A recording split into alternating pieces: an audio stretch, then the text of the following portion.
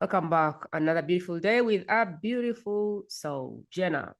Jenna is all about finding the calm in the chaos. She's written a book about it, started about it all of her life. She's a mother, she has a business, she has a job. And talk about chaos, talk about all of the things you have to do, and talk about finding your sanity anyway. And she's lived it, breathed it, school of hard knocks. You're now going to listen from her sweat, her tears, her frustrations, and everything in between.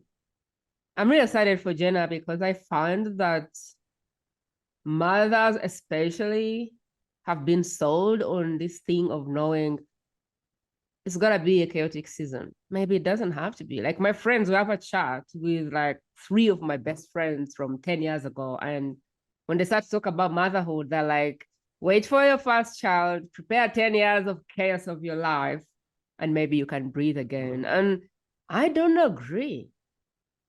I don't agree that I have to trade 10 years to chaos, but I also don't know how because I haven't gone there. I am not there. I don't have the kids to see how messy, that messy middle, to see it. And so I don't know what to expect, but also I believe at this point, life is by design. And you can choose the default or you can choose a path of course, or like being conscious of how you run through life. And so I wanted to bring Jenna on because she speaks this topic. How, as a mother, you can build systems, simple systems, to help you find the calm in the chaos. You can have a kids, you can be a wife, and you can be a mother, and you can have a job, and you can have a business, and you can still find time for yourself, for your calm, for whatever the thing is that brings you closer to your joy, to your heart, and makes you the best you can for those around you. Most mothers, the way I look at them is more like someone on the airplane, moving around, saving everybody. But when you look at them, they don't have a mask on. And I personally believe that if you don't prioritize yourself and your calm and your sanity, it is the biggest disservice you can do to those that rely on you. And so I do believe that systems have never been more important than when you get so busy and you have these kids and you have a husband and you have a job and you have all of these things going on. The systems have never been more important than when society thinks you should celebrate chaos. I mean, should we? We're yet to find out. Jenna, welcome to the show. I am honored to have you today. Thank you so much. I'm so honored to be here and to talk about these really important topics. Yeah. Jenna has been on countless podcasts, and so the hope for me is that she finds this podcast different, or I don't know. I have a lot to catch up with because she's been on like countless. And so I hope that today she can see like how this platform can help her message and help the recipient of it. And so I'm really just excited. Jenna, as I was bringing you up, what did I miss about how you do what you do that you feel like the listener needs to hang on right now and understand? I don't think that you missed anything per se, that motherhood, that life is by design. Mm. Um, I would say the one thing that maybe did get missed was that motherhood and having children does change a lot, Mm. right? That it doesn't have to be chaotic by definition of what chaos means, right? That chaos is an internal state, right? Mm. It's not necessarily just what you see on the outside, it's how someone feels on the inside. Because we Mm. all interpret our environments differently. So for some, having lots of moving parts and the kids being very active and energetic while also you're trying to, work on your laptop and trying to connect with your partner and all of those things. That doesn't necessarily mean that it feels chaotic when you're doing all of this stuff. Mm. And for others, that is completely overwhelming and way too much, and that does feel chaotic. Mm. And so the bridge between how you experience something and how it makes you feel is where the sweet spot is of self-awareness and understanding, and where the calm comes in. It Mm, first starts with that self-awareness, because motherhood is inherently challenging. Parenthood in general is mm, inherently challenging, with children adding into your existence and the life that you have thus far built, and mm, they throw a wrench at it, right? It is very different because they don't have the executive functioning to think, oh, I want my parents for everything to go smoothly. And I want for me to just slot into their lives. It unfortunately doesn't work that way. It's just mm, not how humans develop. But all of that to say, when there is self-awareness and intentionality around how one shows up in their parenthood and in their lives, that it definitely calms the overwhelming chaos that can come mm. with this massive shift from non-parenthood to parenthood. If the person listening to us was a woman who believed in flow and everything has to happen and we don't need a system and la la la, but they were overwhelmed and their life was chaotic, and they were trying to wrap their head around what you stand for, which is simple systems, can mean all the difference. How would you introduce the concept of systems, or what do they need systems, and how can we introduce a topic in a way that doesn't get people to cringe? Because I know that there's a friend of mine who, if you told that she needs systems, she would run. Mhm. Because she's kind of flowy and everything just happens and she's never on time for anything. And I'm like, really? Like, why are you never on time for nothing? And she's like, no, as a mother, you just can't do that. I'm like, really? I think you can. So how would you introduce this topic in a way that is, because I know that it is a simple systems, like so simple that we could even take them for granted. So there's no Mhm. massive thing that needs to shift around what they do and how they do it. It is just the awareness of these simple systems and how effective they can be. So how would you introduce that to a woman who's never known what a system is, doesn't even know what it does for them? Yeah, I would say firstly, kind of the benefits of having systems. And Mm, the first benefit is one, to be more in a space of response mm, than that of reaction, right? The knee-jerk reaction that one gives when they are, when they're approached with something that either caught them off guard, or they're already in a state of overwhelm and stress, and then you just knee-jerk reaction. You just respond from that reptilian brain, right? And it tends to be a stressful response, and not one that was very thought through, because it's that knee-jerk mm, response, right? For me, I know when I'm late to something, that is very dysregulating for me. I do not like to be late. Even though I was 3 minutes late to our podcast today, and for that, I apologize.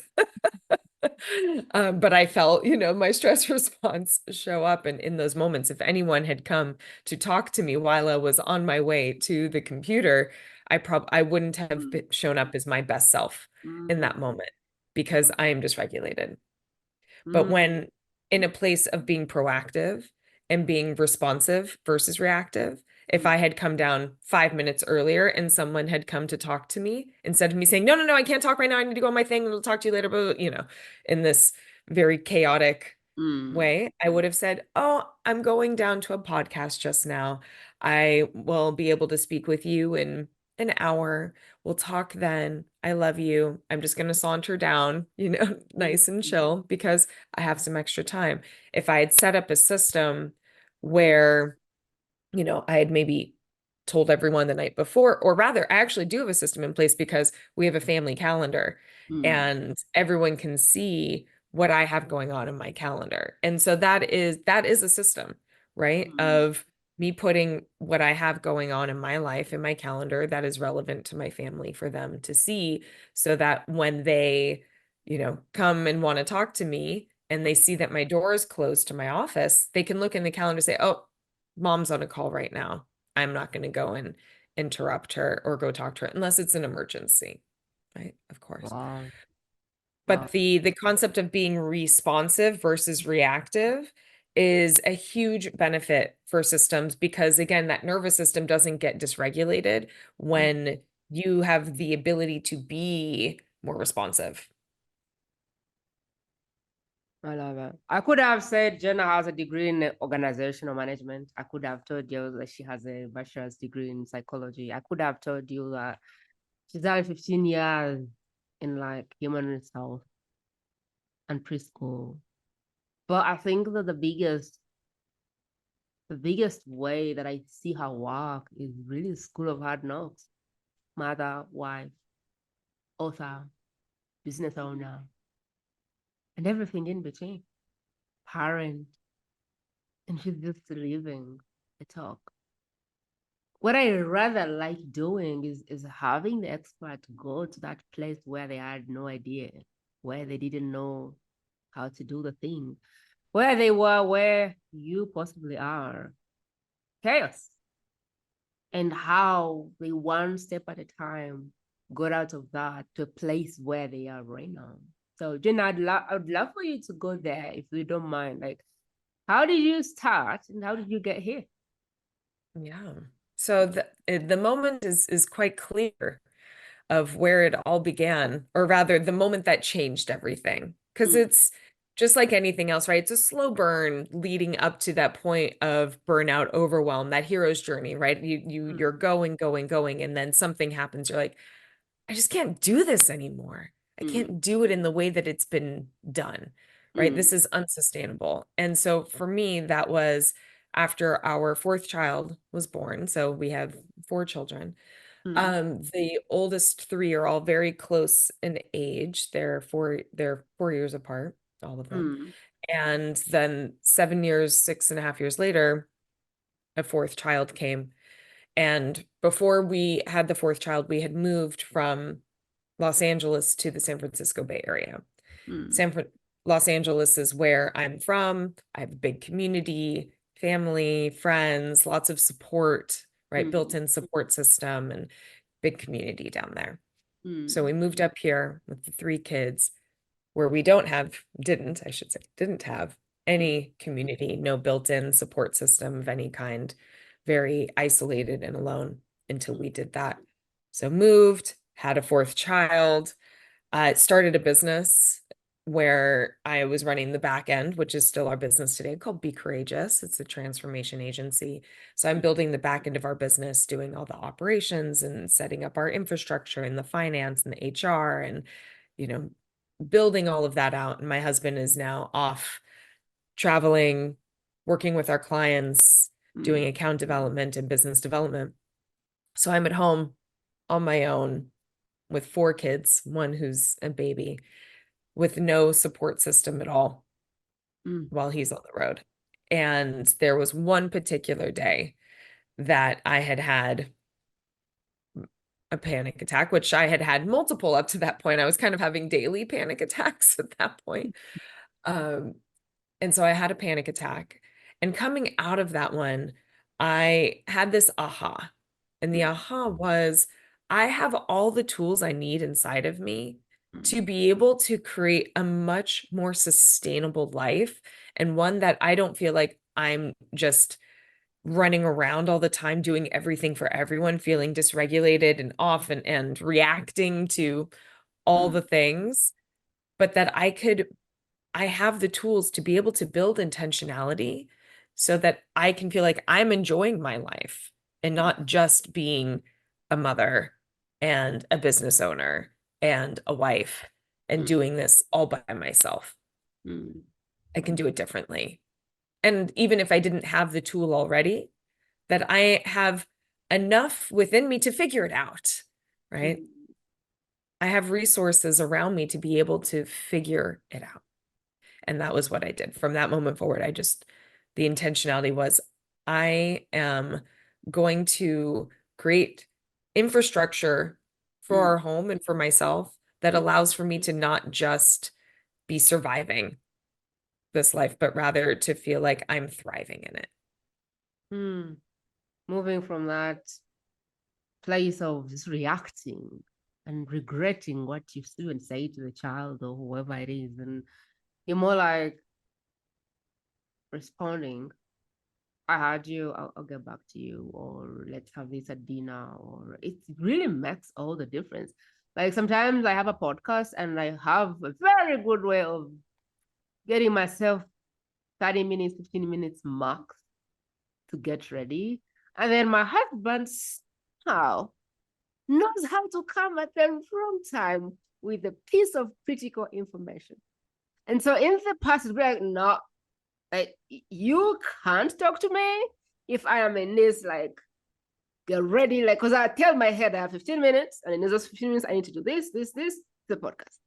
And so he has the perfect wrong timing. At minutes 13 down, he shows up with a critical piece of information. I'm like, no.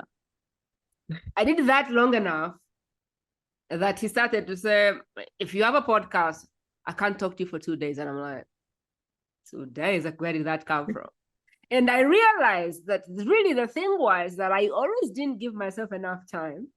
And somehow he came at the wrong time all the time. And my response was like, no, not right now. No, not right now. Like, not right now. And so he felt like I was shutting him down all of the time. And now I've come to really communicate to him that you can talk to me between this time and this time. But between this time and this time, I am usually in podcast mode. And so I would rather you waited until the podcast is done or until the recordings are done so we can kind of sit down and talk through it. But if you have something that is burning, I need to have it before midday. And now he gets that, okay, so before midday, I can bring all of the information and she's receptive. But before, you'd be me waking up, getting to the computer, and every day it sounded like this. No, not right now. No. And it's like, when do I talk to you? I'm like, I have all morning. And it's like, you're always in a podcast. And I'm like, no, I actually don't do podcasts before midday. But he never saw that. All he saw was that I was shutting him down the entire time. So to your point, the difference between reacting and responding is such a big deal. Yeah. I know you have thought leadership. There is this framework you have called Simple. And I wonder if you would take us there and show us kind of how we can move from where we are now, reaction to responding, or to at least a calm place where we can, amidst the chaotic world and everything else, we can find a corner in the world for a calm moment or 2 or 3, and hopefully we can make that a lifestyle. Absolutely. So there's something I like to say to all of my clients and when I'm speaking in front of groups and doing workshops, and it's that this work is simple, but it's not easy, right? I'm going to say it again because I think it's that important to hear twice. It is simple, but it's not easy.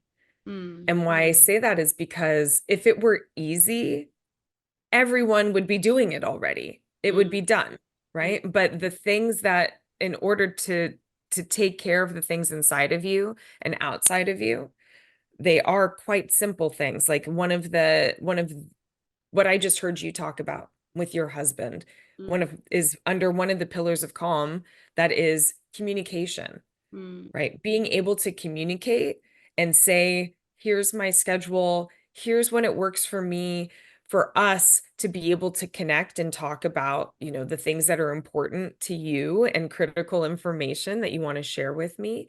I want to hear it. And from this time to this time, I'm in podcast mode, and that is not the time in which I'm able to receive what you want to tell me. And I know what you want to say to me is very important to me. And I want to be in the right headspace to be able to receive, right? And so being able to say those words is quite simple, but isn't easy when you're dysregulated, when they're dysregulated, when everyone's already feeling stressed and frustrated and annoyed. Prima, I never get time with you because you're always in podcast, right? You're always podcasting. It's like, wait a minute. No. Okay. We wait until your body and your mind are calmer.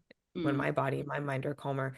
And again, the tools that help someone to go from that place of stress and dysregulation into a calmer space are simple as mm, well, right? There are simple physiological techniques, right, to calm that nervous system down because it is a physiological response. It mm, is, which is stimulated by emotion. mm, But truly, when you're able to understand that it is physiological and that you have control over that, mm, right? Then you can purposefully and intentionally move yourself from that state, from that stress state mm, to that calm state.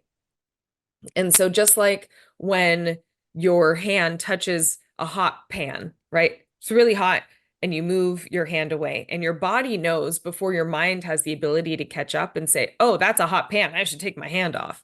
Right? mm, You'll be burned by then. The same goes with the nervous system, that the body responds before the mind can even understand mm, why it's responding. It needs to catch up later. So in a place of dysregulation and stress, we mm, can start we can manipulate the body and the mind by doing techniques to calm the body, which then soon calm the mind down also because the mind takes time to catch up. And mm, some of those techniques, are things that can be done very quickly. One is breathing techniques. You mm. know, a lot of people talk about, take a deep breath and just calm down, take a deep breath, right? A lot of people hear that. I've heard that throughout my whole life, right? Just take a deep breath. But the truth is that Mm, breathing controls our heart rate, which controls everything else, right? All the mechanisms within the body. So mm, when done in a strategic way of I'm going to take a breath in for 4 seconds, I'm going to hold it for 7 seconds, I'm going to release it for 8 seconds. And you mm, do that a few times, naturally the heart rate starts to slow, the body starts to regulate, the mind then starts to settle, and then we can be in that place of response versus reaction. mm. That's really good. You talked about take a deep breath, and then I remember the woman who said, I tell my clients to squeeze their toes, and I'm like, okay, that's a good one. So, like, if you catch yourself going to respond to something, squeeze your toes and think about what you're about to say. But I do want to go through the simple principle. I think you had a framework called simple, which is more like how we move from A to Z in kind of finding the calm, or has it shifted? Is that was the framework that I have on file. I wonder if that's your framework, or is it am I hallucinating? I don't have a framework called simple, but Mm. you are getting my brain working on creating a framework called simple now. I'm like, ooh, that sounds great. Okay, so I guess then that I have that wrong. So then the purpose is to move from chaos to calm. Mhm. So And then the I mean, question I do is, have a framework that is related to how you like for somebody who finds himself very overwhelmed and busy with all of the things, mm, right? How do you create the space for something that is incredibly important to you to make sure that that gets done, mm, right? And how using your schedule and your calendar and your energy, your natural energy flows, and your, mm, again, that self-awareness mm, to create the space, the protected space for that is dedicated to the goal that you're trying to achieve, right? And mm, building that into your existence, into your current reality, right? And what things maybe need to shift and change and move around, right? To support and create the infrastructure that supports that goal, that thing that you're trying to do. mm. So let me, if I was writing down for like, okay, Jenna, today I am a hot mess. I am screaming after my kids. I'm about to shoot my husband. I have no idea how I got here. But all I know is I have 6 kids and they're driving me nuts and I need your help. I kind of want to go through, all right, so step one, let's look at it. Step two, let's look at it. Step three, four, five. And if they want, they can go do it. But also, there is space for you to hold their hand because that's the work you do in however Mhm. capacity you do it. Yeah. So I'm So wanting to kind step of find that step 1 to 5 or something how we can begin to think through these things, because sometimes we don't even see that we have some kind of resources, you know? And Yeah. how would you think through or walk us through like the step by step of how to move from response and everyone is driving me nuts to it's actually up to me. Like I can actually empower those around me Mm-hmm. to create calmness and give me the space I need to protect my energy or get even to thrive so that I can feed into them in a better way. Yeah, Yeah. absolutely. So step one is Mm, what I call the brilliant basics. mm, The brilliant basics, and that is all around your self-care. That's the putting on your mask, right? mm, Because I get asked that question so much. Where do I start? Where do I begin? I am losing my mind, right? And it's all too much. Where do I even start? I don't know. And I say you mm, start with the basics, right? mm, And I have a fun acronym to make it easy to remember. And the mm, acronym is CHEER, CHEER. mhm, And the C stands for connection. It's mm, connection with you, who you are outside of your roles and your labels and your responsibilities. And so that is spending time with a friend where you just laugh and have a good time, right? They remind you of who you are, right? That's getting time into nature, going and taking a walk and being in the green, in the fresh air, right? These are all things that connect us back mm, to who we are at our core. mm, And it doesn't need to be, I'm going to take 4 hours and go for this long journey or be out all day with a friend. These could be micro moments, going outside just for 5 minutes and taking a few deep breaths, a walk around the block, tending to plants, your garden, right? Because nature is incredibly healing, mm, incredibly healing. So, and connection can also look like journaling. It could look like that's how you connect back with you, is getting everything out, right? Writing it all down. mm, So that's probably the most the least quote unquote basic of the brilliant basics. The rest are very basic self-care. And H is stands for hydration, just drinking water, right? Hydrating your body. When mm, we're dehydrated, like a wilted flower, right? We're gonna start shriveling up because we don't have what our body needs. It's mm, found fundamental foundational humaning, mm, water, mm, right? The first E is about eating. It's about nutrition. It's nourishing yourself, right? If we can't, again, show up as our best self, if mm, we're not nourishing our bodies, just like with the water, we have to hydrate, we have to eat, we have to nourish ourselves. mm, The second E is exercise. It's movement, right? It's getting and moving the body. We are not built to be sedentary creatures. That is not how humans have evolved. We need to move. We have natural happy hormones, right? When we move, serotonin and dopamine and all of these neurotransmitters that get released when we're moving our bodies. It is a natural antidepressant built right in, right? I'm not saying clinical depression. I'm not going there. We're not going scientific, but this is a way that when you get some movement every day, or maybe even micro moments multiple times a day, mm, that helps, right? As a basic. And then the last, the R, stands for rest, right? mm, Resting. And that's an umbrella, right? Of getting consistent sleep at night, getting enough, right? Resting during the day, taking brain breaks when necessary, right? Having moments of pause throughout the day so you're not just go, go, go, go, frying yourself, right? mm, Kids in school, all of these things are actually things that we make sure our kids do, but that we don't do for ourselves. Right. mm, We make sure our kids have their little water bottles and have healthy snacks and their lunch and have their play dates and get to bed on time so they're not cranky in the morning and have naps at certain ages, or make sure they get some downtime, some quiet time, as they settle into bed and all of that. This is not new news. These are basic, mm, and they're simple, but mm, they're not easy. mm. Not always easy. Wow. So connection, find you. Find a thing that feeds your soul. Is it nature? Is it writing? Is it singing? I like humming around. So like, is it humming around? Is it what soothes you? Find that. Is it what is it?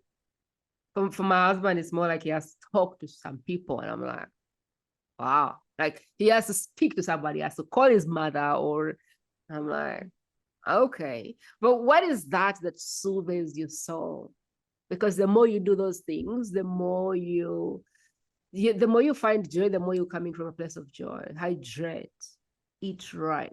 It's crazy because there's foods which can make you cranky. Like I didn't know, but there is foods that if you feed on them a lot, you can get into that. Then move, then rest. Wow. So this is interesting because these are things that just take intentionality. These are things that are simple. Yet we are not doing them. Like I haven't taken a water since morning, and I know that water is important. The question, Jenna, is like, why aren't moms doing these simple things that they know to do? Like, why are they not doing it? What have you found? Where do people hire you to do this, which they could do on their own? Mm-hmm. You Mm. know, there's not enough role modeling.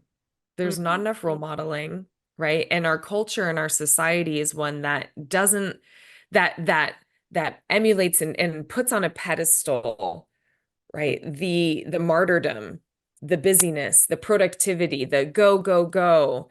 Mm. And oh, let me see your beautiful lunches that you made for your children and all the things that you're giving of yourself. But it doesn't say, and make sure you're taking care of you too.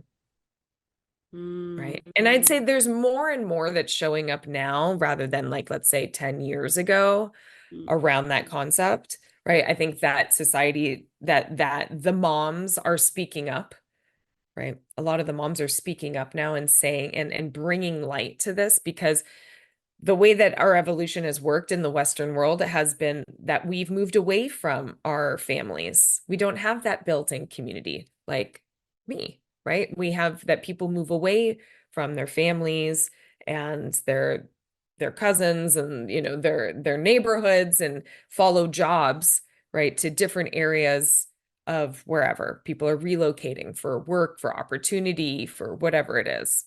And so when there's lack of community, of built-in community, it's harder for you to create that space and time for yourself when you feel like I am responsible for doing all of these things on my own. I am the nurse, I am the teacher, I am, the counselor, I am the emotional support, I am the tutor, I am all the things for my family, right?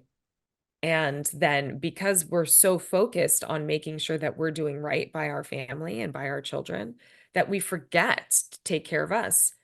Because one, it wasn't talked about before. Two, it wasn't role modeled for us. And three, we're in this new reality of I need to do better for them because they deserve it and I want to make good children, like I want to raise great people, but I forget, right? There's this martyrdom and forgetfulness around, well, I don't need to do that for me, or I'll take care of me later.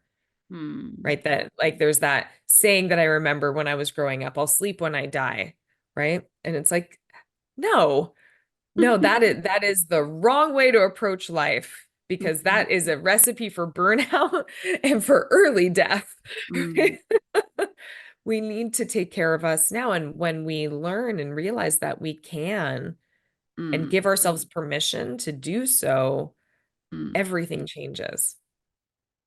Wow. It all changes. So Jenna, I am just wondering because at this point, I believe there's ignorance, but there's also conditioning, there's programming, there is what society thinks a good mother should be and a good wife should be. There is a lot of conditioning that happens as we grow that gets us in a place where we put ourselves last. Well, the children are more important than you, or the husband is more important than you. And you're like, oh, like, who said that? Where did that come from? And so I'm wondering if there is a mother out there that wants the calm, but doesn't feel they deserve it. or Mhm. feels too greedy to want that, or Mhm. feels like they have sacrificed their ability to be a good mother or their ability to be a good wife. Or so how do we get to move from this programming into, I need to rest because I deserve it. Because if I'm not rested and I am not rejuvenated, I'm not good enough for anybody. And so I may as well do what I need to know I need to do to be my highest self. Because I feel like that's a mindset as well. Deciding that you deserve to prioritize yourself. And I feel like some women don't necessarily see themselves in the lens of I deserve it all. And Mhm. so how do we move from that place to a place of Jenna, if I'm not at my best, my kids suffer. Everyone suffers. Mhm.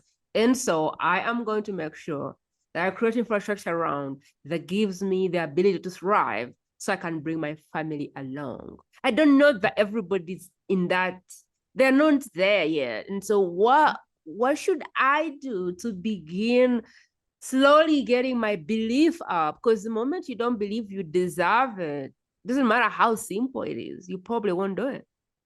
Mhm. So I would say there's two ways to shift the mindset. Mm, One, the first one is to say, are you showing up as your best self for your partner, for your kids? Do you want to be the best version of yourself for them? Right. And so if you're already in the mindset of, I, that they deserve to have the best, right? mm, And I don't, but I don't, right? Then do it for them. That mm, by building in these basics, by doing the simple things, by working on your calm, that you are being you're going to end up being a better mother, a better mm, partner. mm, So it is in service of them that you mm, take care of you, right? So mm. that's a beginning step. That's That's really one good. beginning, That's right? really good. Because we're not doing it because you're selfish. You're doing it because you can't pour from an empty cup. And so we need your cup full because every day what you're really doing is you're pouring into your family. But if you don't take the time to feed you, to fill your cup, to rest, to do the things you need to do to be at your highest self, you're not going to give it to them because you don't have it. So if you can't do it for yourself, do it for them because taking care of you is going to bring your best version to them. I do love the shift in perspective or the lens at which we are Mhm. looking at this. Yeah. Wow. And Wow. then the step two for that, if you're ready Mm, to maneuver, is that I'd say the second is what role modeling do you want your children to have for mm, when they become parents, or even not just become parents, but just being in life, mm, right? So as a woman and raising young women, I mm, want them to see and have permission mm, to have the role modeling of as when I become a mother or as I am a woman in this world, that I am not just allowed, right? Like I don't need to wait for permission for someone to say, put on your mask first. mm, But they see that that is now their programming, right? Their programming of what they've seen under their roof as they've been growing up, that they were raised by a woman, by a mother mm, that made sure that she kept pouring into her cup, right? mm, Which means that that will be their default. mm, That is what is in their fabric and in mm, their programming, that that's mm. what they see. So that's just what's the norm for them. So Wow. again, that change of perspective is it's still not about me, right? Mm, Because that mindset of making it about me for me is very hard for somebody who isn't used to that. mm, So by saying, what do I want to role model to my children? What do I want them to see? I want them to see an empowered, strong, giving, loving person who takes time for themselves, who makes sure that they're taken care of, make sure that they're getting enough sleep and that they are eating well and taking care of this vessel and the spirit and all these things and how important that is, right? wow. That then when they go off into the world, that Mm, is their automatic default as mm. well. The hardest part of this, Jenna, is some people don't even know how to connect with themselves. Some people don't even know what soothes them. Some people have been so busy putting out fires that they forgot what they used to love. And so now that you're speaking about it, I'm like, Been there there. is actually real help needed for someone to even find who they are and what their soul wants. And is it the journaling? Is it the green? It's like some people don't even know anymore. Like, who am I anymore besides the wife, the mother, the business owner, and all of these things? Mm. Which is bringing me to a point where I'm wondering, like, what is it that we haven't touched on that you feel is very critical to the piece of finding your calm in the chaos? Is there anything we haven't touched on? Oh, there's so much we haven't touched on. We could be here all day. There is so much. But what I can say is that I was there, right? That moment where I had those panic attacks and I was coming out of it and said things can be different, Mm, right? It doesn't need to be this way. I can thrive instead of just survive, mm, right? That it is a journey. It's mm, not going to happen just overnight. And mm, it didn't for me. I was experimenting with systems and finding my identity again in this new space that I was in, right? mm, Because it's not like I need to go find the person I used to be. I need to discover the human I am now, the new mm, evolution of who I am now in mm, this space. And mm, it takes time, right? But little increments, little shifts, little changes, they add up over time. mm, And so 1% micro changes are the things that help make a difference, right? So even if it feels so minuscule and so small, mm, keep with it because that tiny little shift makes massive change over time. 0% change, nothing will be changed. mm. Tiny change, that adds up, right? And Eventually. so doing the little things, just trying and seeing, again, questioning and the self-awareness, is this working for me? Is it not working for me? Let me try it and see Mm, if it works. If it does, great. If it doesn't, great information. Let's focus somewhere else. Try mm, something else. mm, I mean, and here's something so simple about when you were talking about identity, right? And when I felt like I had completely lost who I was mm, in this shift of like being very single and very on my own, hanging out with my friends in LA to all of a sudden I married, 4 kids, moving to a whole new place, starting a business. That happened very quickly. My husband mm. had 3 children when we met, so I became a mom like that to 3 children. Wow. My identity whiplash was strong. Mm, And one of the things that I did was try things that used to bring me joy, try mm, those on again. Little things like I started wearing earrings again. I had stopped wearing earrings. Earrings bring me joy. And I had stopped. So I thought, let me put on some earrings again. Ooh, I like that earring. Oh, I don't like that one. mm, And that, just looking at myself and feeling the adornment of me putting on something that makes me feel good, mm, that was a simple thing that brought me joy. Simple. And re-understanding of my own identity of who I am. mm, And, I have always enjoyed being outside, hiking, running, walking. I stopped doing that. I'd stopped going outside. So what I do, I went outside again, started walking again. Oh my gosh, this is amazing. I love this. Huh.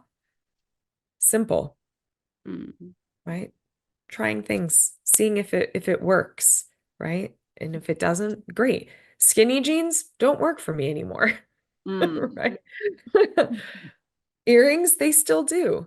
Great. And this sounds, it is on the outside, it's a material thing, but the thing is internal of what it does for me.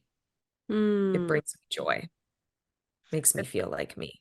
I love that you're going there because I feel like at every level we may need to try another shoe.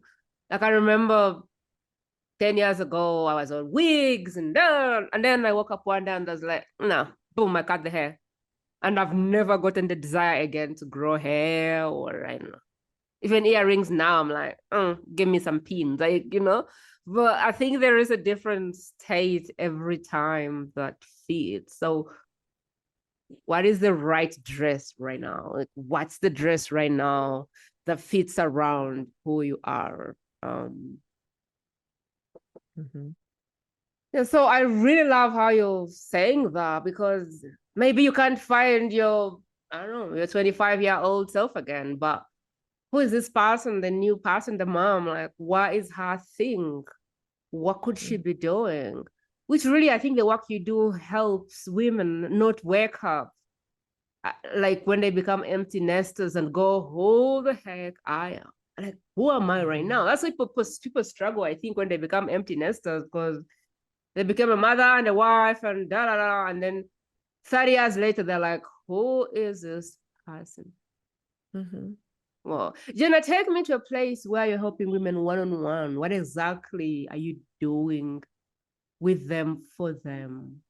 And I know you have a Yeah, book, which I don't see today because somehow you decided to cover it.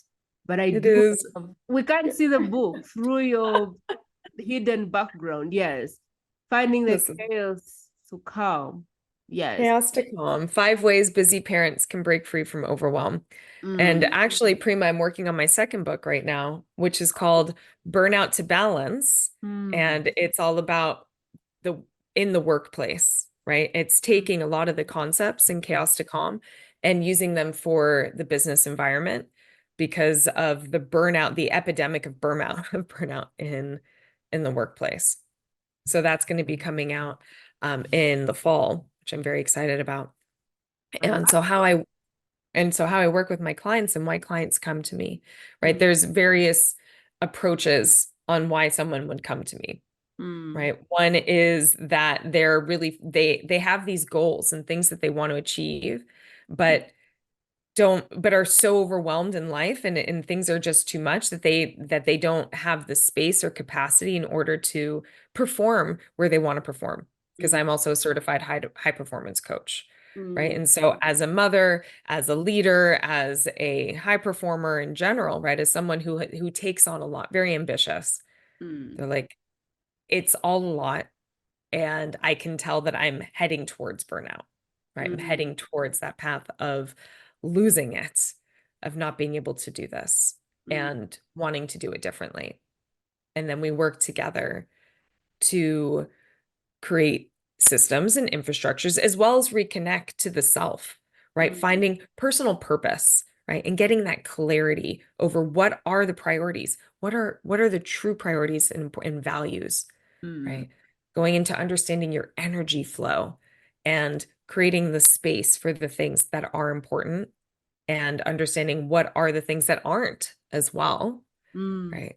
And so it's a process of awareness, of activation, mm, of self-love, right? And that is all built into my coaching practice. mm. I love it. So let me see if I understand what you're saying. Cares to come is for a mother who is in their home and they want to create some infrastructure around them so that they can get to the calm in their chaos right now.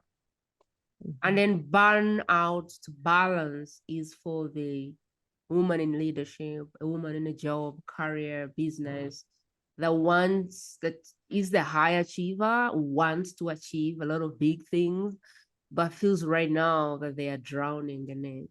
Or they are burning out, or they just feel like they're probably next to throwing themselves over that building, which is like 10 stories. And so this Yeah. is the goal. But also the work that you do one on one is for the career woman who is a high performer or wants to do more than they're doing right now without the burnout. And give me the succinct difference between the avatars for the books Mhm. versus the avatars for the coaching program for the one Yeah. on one. Yeah. Yeah. So the Chaos to Calm book Mm. is for parents. It's for parents, whether you're working or you're not, you're Mm. solo parenting, you're in a partnership, you're whatever it is that parenting, being a parent, and whether actually you cannot be a parent and read this book and get the goods as well. It's just the stories Mm. and my own personal experience of why this came to be came from motherhood. Mm. So it is for anyone who feels that they are just underwater. It's all too much and they've lost track of who they are. Mm. right? And they want to build in that calm into the chaos that is the overwhelm of life. Mm. And then burnout to balance is for someone who's in the workplace Mm. who needs support to create again that balance, reduce the overwhelm and the stress, but it is workplace specific, Mm. right? That again, the examples and what's being talked about in the book, they are evergreen concepts, but it's tailored towards, okay, I'm a solopreneur, I'm an entrepreneur, I'm a leader, I'm an employee, right? I'm a manager, I'm working, right? I'm in a workplace environment Mm. and I can tell that I'm taking that this is all feeling like too much, but I know that I'm capable of more, right? I Mm. know that I'm capable of making this work, but I don't have the tools right now Mm. to build those systems and infrastructure for myself to make it all work. Mm. Which is amazing. And I love what you said, like what not to do, like that drop off list is as important as what to do. So do you have to do everything you're doing? Does it have to be done by you? Could some of it be done by somebody else? I love that kind of angle.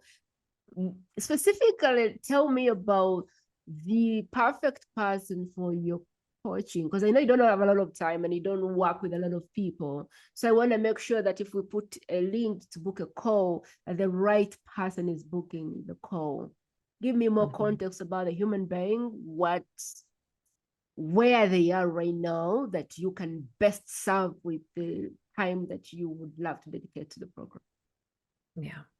So the my ideal clients and the people who tend that we find we have a great fit together Mm. are ambitious working women, right? And a lot of my clients are entrepreneurs.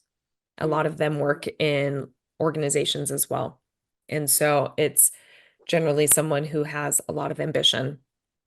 They're women, they're mothers, Mm. and they know again that they have the capacity for more, Mm.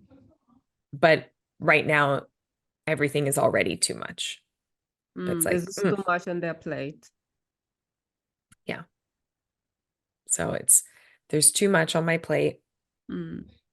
and I want to be the best that I can in Mm. all of these arenas. I want to be the best business owner. I want to be the best leader. I want to be the best manager, the best mother, the best partner, best daughter, sister, community member that I can be. I Mm. want to reach my potential, Mm. right? In all of these places. But I also want the calm and the sanity. And I want to feel like I'm enjoying the journey as opposed to drowning in everything. Mm. Exactly. So Exactly. that's a human being that this message is for. So ultimately, really the biggest gift you can give me and the calling on my heart, which is really to distill messages into the practical world where people can understand what these experts do. The biggest thing you can do for Jenny or Jenna who has this on her soul, like her soul work is helping moms or parents or whoever it is find the calm in the chaos and be their best version once still having a moment to breathe and appreciate it all. The biggest thing you can do is pause and go like, who could find this life-changing for them? Because Jenna can go on the internet and she can market and blah, blah, blah. But she won't reach the person who you and I can reach. Like we know people in real life. We have people in our cell phones, in our messages. We have friends, we have people that we love that we know this is for. And so what I like to believe on this podcast is Jenna's message exists because there's a cry in the world. And you're on the recipient side, you're listening to this because you're meant to be the vessel of the message. And so who do you know that could use some calm in their chaos?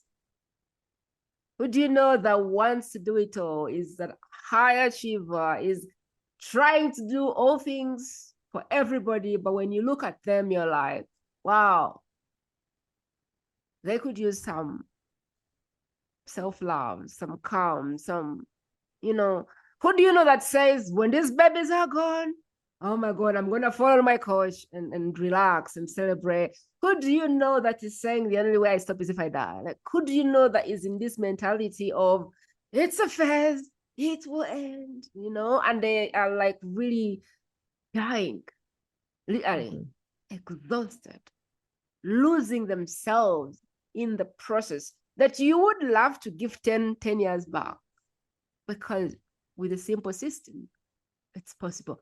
Who do you know that is such a powerhouse that if they had Jenny's simple systems, their life could be so much richer and different? So I want you to think about this person, just one person, and I want you to get this link and drop it in their private space and say, I watched this and I thought about you. Let them watch it. And if you're watching this because somebody sent you this message, then you know this is working. Then you know this works. Because the way that these messages get to move is through human being. There's nothing that beats human will. And you and I can make this happen. Really, that's the premise of the podcast. Messages worth sharing. I bring on guests that have messages that are worth sharing, that are life-altering. But there is me who distills the message. There is the expert who's doing their soul work. And then there is you who is the transporter of the message. And that is just how it works. And I believe that we will reach the people who need Jenna's message through this better than we will trying to run ads or writing another post or I don't know, whatever the thing is. I believe that this is the most accurate way to get the soul work on Jenny's heart and bring it in front of the people whose lives literally depends on it. And so will you pause and will you do that for this podcast? And that's the biggest way you can be a part of this. That's the biggest gift you can give me if you've been getting a lot of insights from it.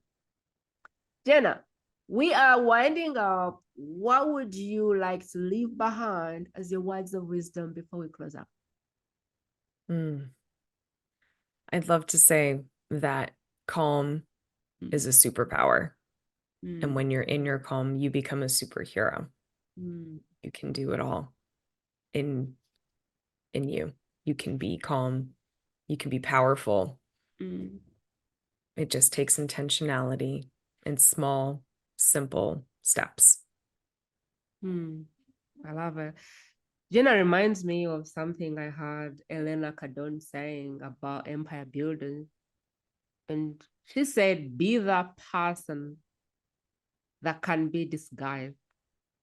Said, be that person that people do not expect to show up and be the person that people can look at you and not see your power. Because she said the most dangerous people, the most powerful people are not the loud ones.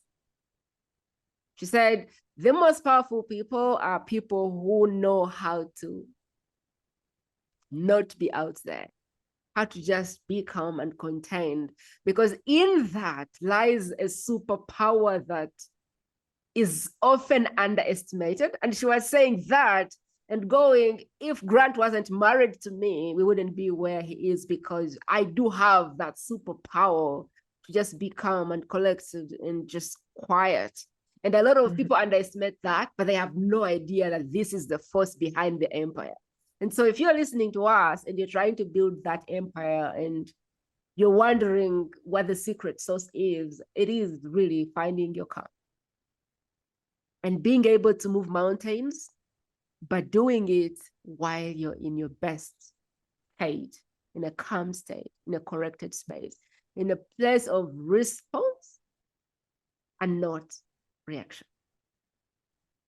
I want to give you your flowers because you are always amazing. You always show up and you are looking for every way to make yourself better, get where you're going. In case Jenna wasn't the expert for you, please go back to the channel and look at the titles, because I guarantee you that whatever the step you're trying to get to, whether it's what's my purpose, whether it's how do I tap into my next dimension, whether it's how do I move from 6D to 10D, I guarantee you there will be an expert on this platform who's figured out whatever the how for your next calling is. Your job is to kind of come, look at the titles, and use your gut, use your instinct to pick the title that is most closest to the problem that you're trying to solve. And I guarantee you, there is not an expert that is coming to this platform that is not anointed to do what they're doing. And so my hope, my prayer, my wish is that you get the answers you're looking for, because I believe that that is why this podcast exists. I appreciate you, read, subscribe, comment, whatever the platform allows you to do, because that is how the world will know that we have some life-altering messages going, and hopefully can tune into the frequency and get involved. I appreciate you. Have a beautiful day. I'll talk to you very soon. That is it, my friend. To listen to more exclusive interviews like this one, simply go to the world's best kept secret podcast.com and select interviews based on preferred topic.